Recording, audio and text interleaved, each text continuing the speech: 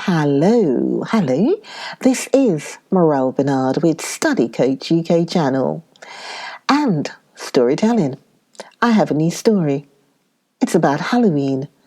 Yes, it's that time of the year.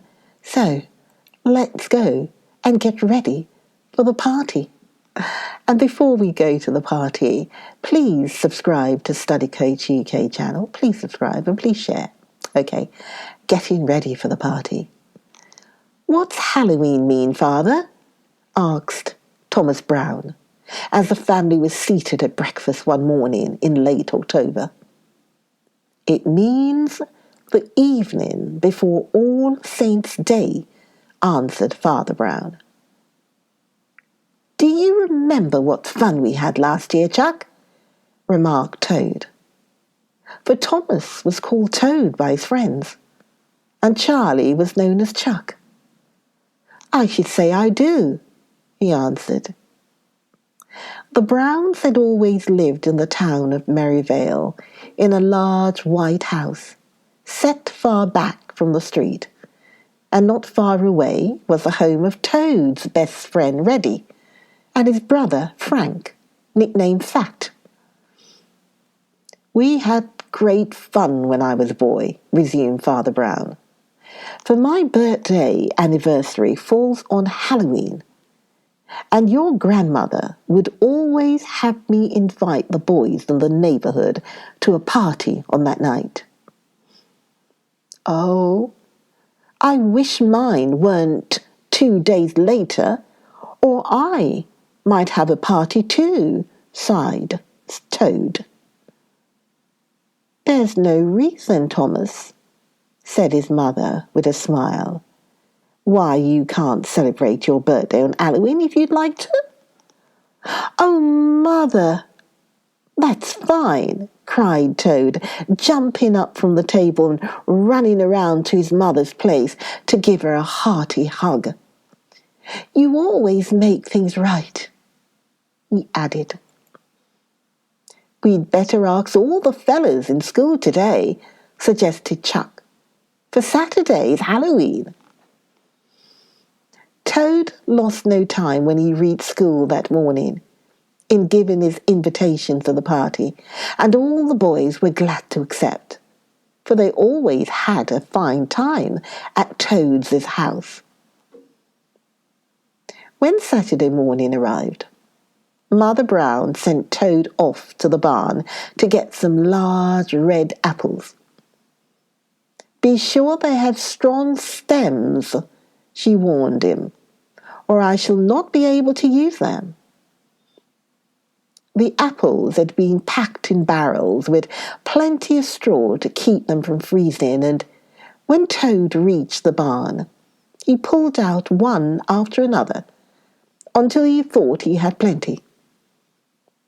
Just as he was wondering how many trips he would have to make to get all the apples to the house, a face peeped around the doorway. "Hello, Reddy," laughed Toad. "Come on in and help me with these apples." "I've got to carry them up to the house," he explained. "They're for the party tonight." "Couldn't we eat just one now?" asked Reddy, picking up from the floor a shining red apple. "Hey, not that one," cried Toad. "Take one without a stem." "Huh?" protested Reddy. "What difference does that make? I wasn't going to eat the stem." Toad laughed. "Mother wants strong stems on them. I don't know why," he explained. "What's a Halloween party like?" inquired Reddy, seating himself on the top of a potato barrel. "Fat says," he continued, "that there's always ghosts." "Ah, who's afraid of baby things like ghosts?" jeered Toad. "Well, I'm not either," protested Reddy. "I knew he was only trying to scare me." After the boys had carried the apples up to the house, Mother Brown looked them over and exclaimed, Oh, they're just what I want. Such fine, strong stems. Let the fun begin. At about 7:30 that night, the boys who had been invited to the party began to arrive at the Browns' house, where they were met at the door by a figure in white. It had queer rabbit ears made from tying up the corners of a pillar slip that had been placed over its head. The eyes were holes cut in the slip. The large hall was lighted by many candles, set in hollowed-out pumpkins, which had queer, grinning faces cut in them. "Wow, but this is spooky," giggled Fat, at which the other boys laughed. Now, the figure in white, which was really Toad, asked the boys to follow him as he led them to Father Brown's study.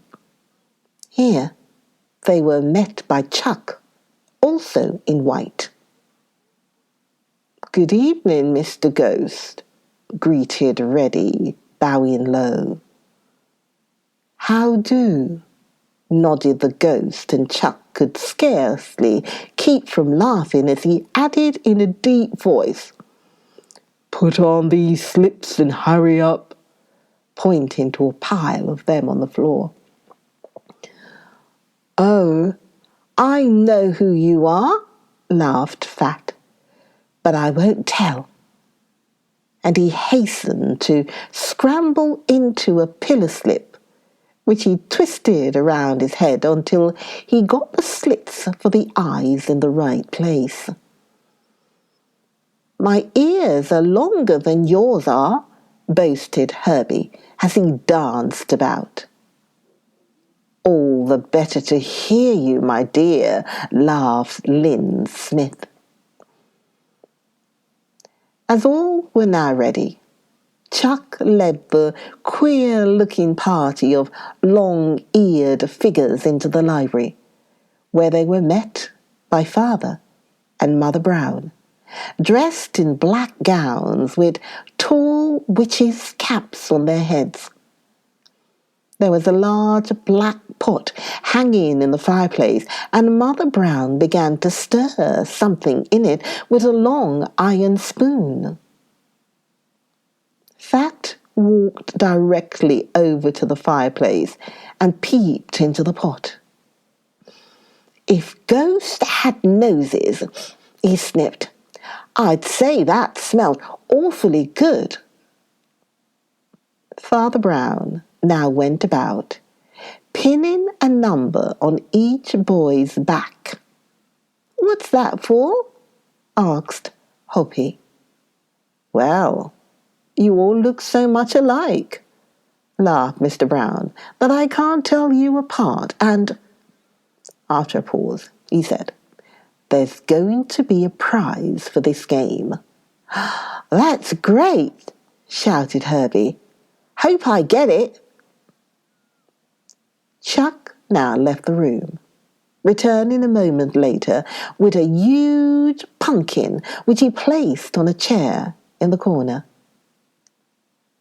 "Who's number one?" he asked, at the same time lifting high into the air the stem of the pumpkin which had been cut off close to its base. "Keep perfectly still," whispered Chuck as Hoppy came toward them. "I am," announced Hoppy Smith from his place before the fire, where he had been helping Mother Brown stir the contents of the great black pot. "Well, hurry and come over here if you're first," called Toad, "and I'll turn your slip around so you can't see." "Here's the stem," said Chuck, placing it in Hoppy's outstretched hand. Father Brown now took Hoppy by the shoulders and slowly turned him around again and again. "I believe you've had enough turns to wonder where you are," he said, adding, "Now, see if you can place the stem on the pumpkin." Hoppy started off, both hands held out before him. "You mustn't feel anything with your hands," called Herbie. "It isn't fair." "All right," was the answer as he walked straight for the corner where Fat was sitting, watching the fun. "Keep perfectly still," whispered Chuck in Fat's ear as Hoppy drew near. Then, as he paused before Fat and placed the stem upon his head, the boys broke into shouts of laughter. "Oh, you pumpkin head!" gasped Reddy. Hoppy pulled off his pillow slip and stared in wonder about him. Then he, too, laughed. "I was so sure I had it on the pumpkin," he exclaimed. "Better be careful, Fat," warned Toad. "If Mother takes you for a pumpkin, she'll put you in a pie." Numbers 2, 3, and 4 hadn't much better luck for Herbie stuck the stem on the centre table, Chuck on a book stand, and Reddy tried very hard to put it into the pot. But Mother Brown held out her hand just in time to save it from falling in. Lynn's turn came next. "Watch me," he said. "I'm going to do it." "Bet you don't," challenged Reddy.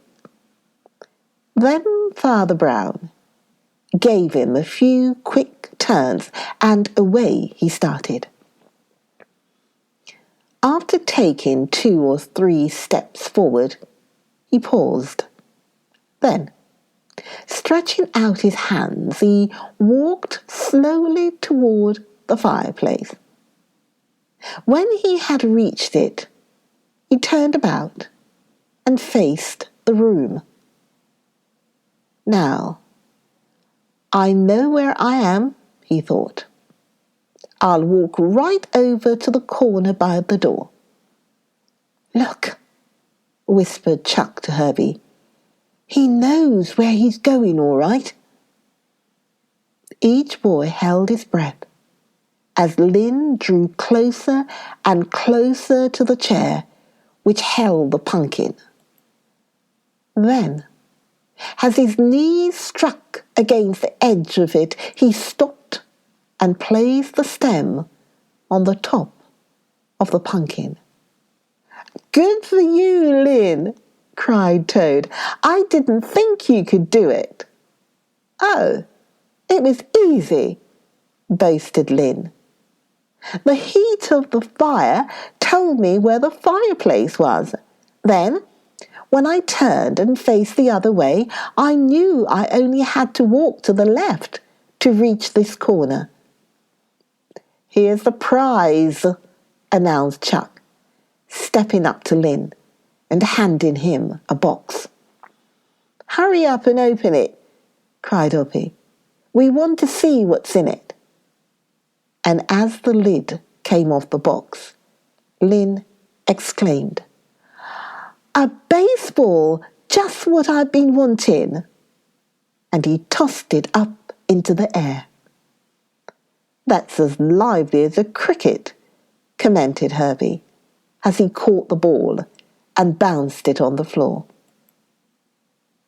The swinging apples. Mother Brown now whispered something in Fat's ear, and with a broad grin, Fat disappeared through the door leading to the kitchen. In another moment he reappeared carrying two large, well-greased pans in his hands. At once the boys all crowded about the fireplace, trying to help, and in less time than it takes to tell, the taffy that had been boiling in the large pots was poured into the pans and set away to cool. "Oh, by Jimmy, I hope it tastes as good as it smells," observed Toad. "I'm sure it will," replied Mother Brown with a smile. "Stand in line," ordered Chuck, "while I tie your hands behind your backs." "You're not going to spank us, are you?" wailed Fat, making believe to cry. "No, silly," laughed Chuck, adding, "everyone take off his slip now. We need our whole faces to play this game." Toad, with the help of Father Brown, then placed a long pole so that the ends rested on the top of two bookcases, and from it hung many bright red apples, tied on with strings.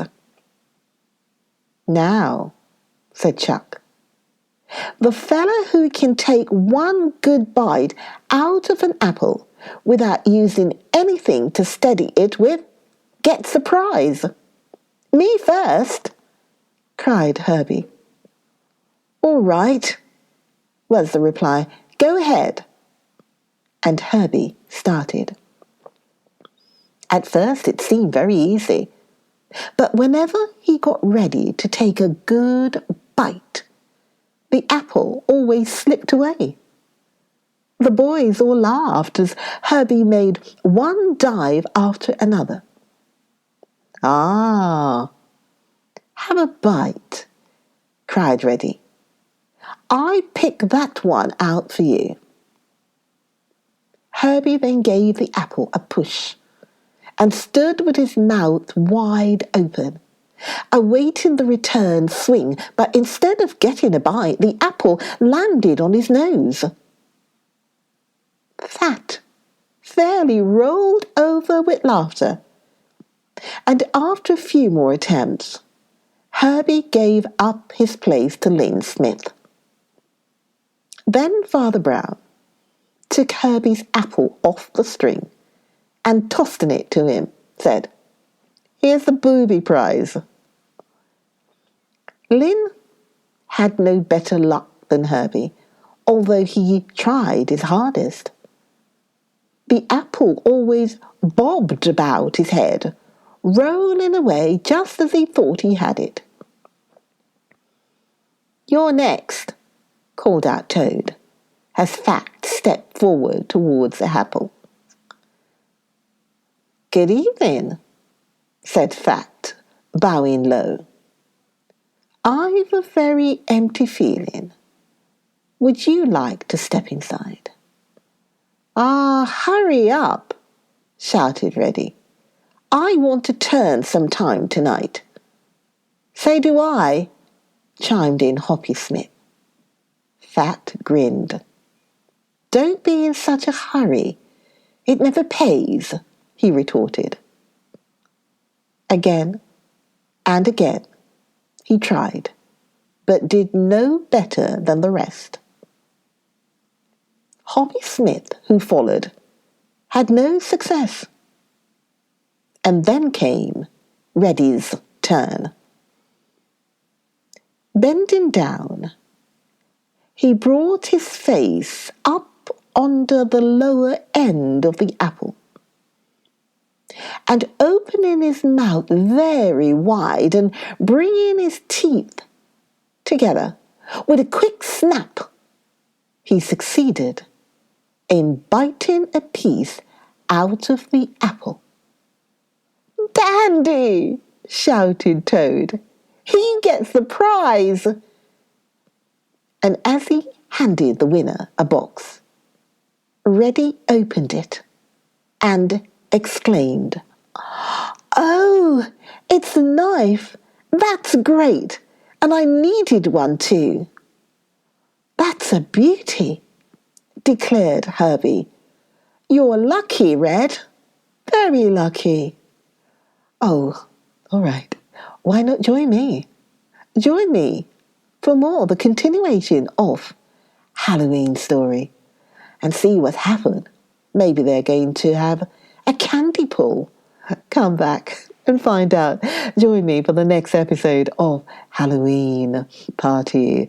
Okay, join me. I'll see you then. Bye bye.